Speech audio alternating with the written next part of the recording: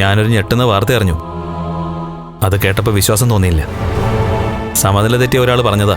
എന്നാലും അത് കേട്ട് കഴിഞ്ഞപ്പോൾ മഹാലക്ഷ്മിയോട് അതിനെപ്പറ്റി ഒന്ന് ചോദിക്കണമെന്ന് തോന്നി. കണ്ണൻ സാറിനെയും കൊണ്ട് കണ്ണൻ സാറിൻ്റെ അച്ഛൻ ബൈക്കിൽ സഞ്ചരിക്കുമ്പോൾ ആ ബൈക്കിലേക്കൊരു ലോറി പാഞ്ഞു കയറിയെന്നും അതിന് ശേഷമാണ് കണ്ണൻ സാറിൻ്റെ അച്ഛൻ മരിച്ചതെന്നും എനിക്കറിയാം.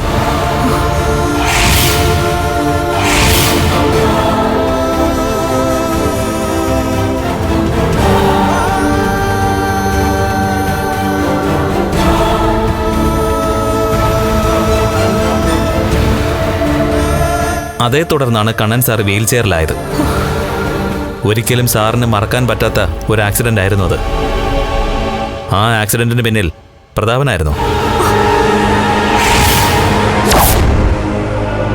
ആ സമയത്ത് പ്രതാപനൊപ്പം ലോറിയിൽ മഹാലക്ഷ്മി ഉണ്ടായിരുന്നു.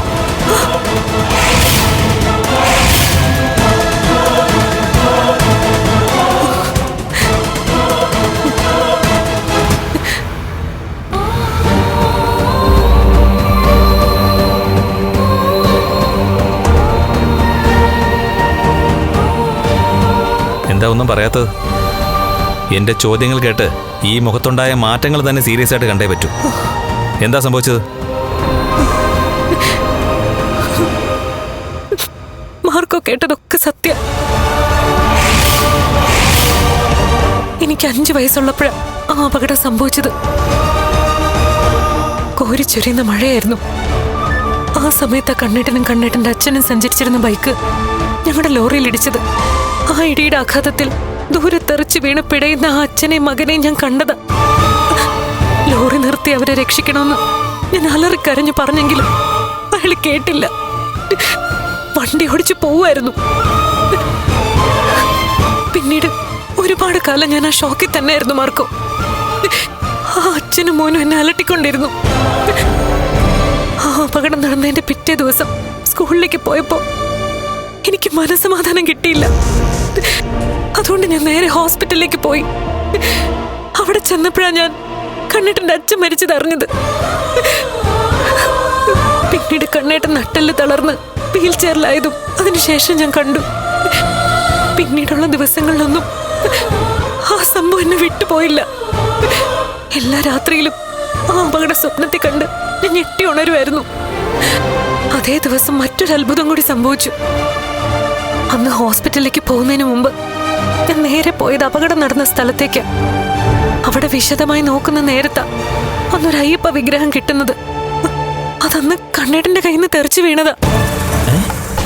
ആ വിഗ്രഹം ഇന്നും എന്റെ കയ്യിലുണ്ട്. അപ്പോ ഇതൊന്നും കണ്ണൻ സാറിന് അറിയില്ലല്ലേ? ഇല്ല. കല്യാണം കഴിഞ്ഞ് ഇത്രയും നാളായില്ലേ, എന്നിട്ടും മഹാലക്ഷ്മി എന്താ ഇതൊക്കെ കണ്ണൻ സാറിനോട് പറയാതിരുന്നത്? അത് പിന്നെ മഹാലക്ഷ്മി കണ്ണൻ സാറിന്റെ ഹൃദയത്തില. അങ്ങനെയുള്ള ഒരാളോട് ഇതൊക്കെ പറയാതിരുന്നത് വലിയ തെറ്റായി പോയി. അത് വേറൊന്നും കൊണ്ടല്ല മാർക്കോ. ഞാൻ കണ്ണേട്ടന്റെ ഹൃദയത്തിലുണ്ടെങ്കിൽ ആ ഹൃദയത്തിന്റെ ഒരു ഭാഗത്ത് കണ്ണേട്ടന്റെ അച്ഛനും ഉണ്ട്. അന്ന് നടന്ന ആക്സിഡന്റിനെ പറ്റി ഓർക്കാൻ പോലും കണ്ണേട്ടന് താല്പര്യമില്ല. അതിനുശേഷം ലോറി കാണുന്നതും ലോറിയുടെ ഒച്ച കേൾക്കുന്നതും ഒക്കെ കണ്ണേട്ടന് വിഷമോ ഭയോ. അങ്ങനെയുള്ള ഒരാളോട് ഞാൻ ഈ കഥകളൊക്കെ പറഞ്ഞ കണ്ണേട്ടൻ എന്നെ വെറുക്കും എന്നുള്ളൊരു സംശയം എനിക്കുണ്ടായിരുന്നു. അതുകൊണ്ട് തെറ്റാണെന്ന് അറിഞ്ഞിട്ടും കണ്ണേട്ടിൽ നിന്ന് ഞാനിതൊക്കെ മറച്ചു വെച്ചത്. എന്റെ അമ്മയ്ക്ക് പോലും ഇതേപ്പറ്റിയൊന്നും അറിയില്ലായിരുന്നു മാർക്കോ. ഈ അടുത്ത സമയത്ത് അമ്മയോട് ഞാൻ ഈ കഥകളൊക്കെ പറഞ്ഞത്. അതിനുശേഷം കരുണയുടെ അച്ഛന്റെ ശല്യം സഹിക്കാൻ വയ്യാതെ വന്നപ്പോഴാണ് അയാളോട് ഞാൻ കാര്യങ്ങളൊക്കെ പറഞ്ഞത്. അന്നത്തെ ആക്സിഡന്റിൽ മരിച്ചത് കണ്ണേട്ടന്റെ അച്ഛനാണെന്ന് ഇപ്പോഴാണ് അയാൾ അറിയുന്നത്. അതിനുശേഷം അയാളുടെ അമ്മയും കരുണയൊക്കെ ഈ കാര്യം അറിഞ്ഞു. അതൊക്കെ അവരെ ഒന്ന് തളയ്ക്കാൻ വേണ്ടി ഞാൻ പറഞ്ഞതാ. അതിനുശേഷം ആ കരുണയ്ക്കും കരുണയുടെ അച്ഛനും മുത്തശ്ശിക്കും ഒക്കെ ചെറിയ മാറ്റം കണ്ടു തുടങ്ങിയത്. അവരെന്നെ ഭയന്നു തുടങ്ങിയത്. മഹാലക്ഷ്മി പറഞ്ഞത് ശരിയാ. ഇനിയിപ്പോ കണ്ണൻ സാറിനോട് ഇക്കാര്യം പറഞ്ഞാൽ അത് അദ്ദേഹത്തിന് ഉൾക്കൊള്ളാൻ പറ്റുമെന്ന് എനിക്ക് സംശയമുണ്ട്. ചിലപ്പോ നിങ്ങൾ തമ്മിലുള്ള അകൽച്ചയ്ക്ക് പോലെ അത് കാരണമായേക്കാം. അങ്ങനൊരു പേടി എനിക്കുണ്ട് മാർക്കോ. കണ്ണേട്ടനോട് മാത്രമല്ല, അനന്തുവേട്ടനോട് ലേഖയോടൊന്നും ഞാൻ ഈ കാര്യങ്ങൾ പറഞ്ഞിട്ടില്ല. എല്ലാം ഒരു അത്ഭുതമായിട്ട് തോന്നുക. അല്ല, അന്ന് കണ്ണൻ സാറിന്റെ കയ്യിലുണ്ടായിരുന്ന അയ്യപ്പ വിഗ്രഹം ഇന്നും മഹാലക്ഷ്മി സൂക്ഷിക്കുകയല്ലേ? അതെ, ഇടയ്ക്കിടയ്ക്ക് ആ അയ്യപ്പ വിഗ്രഹം കാണുമ്പോ അന്നത്തെ സംഭവത്തെ പറ്റിയൊക്കെ കണ്ണേട്ടൻ പറയാറുണ്ട്.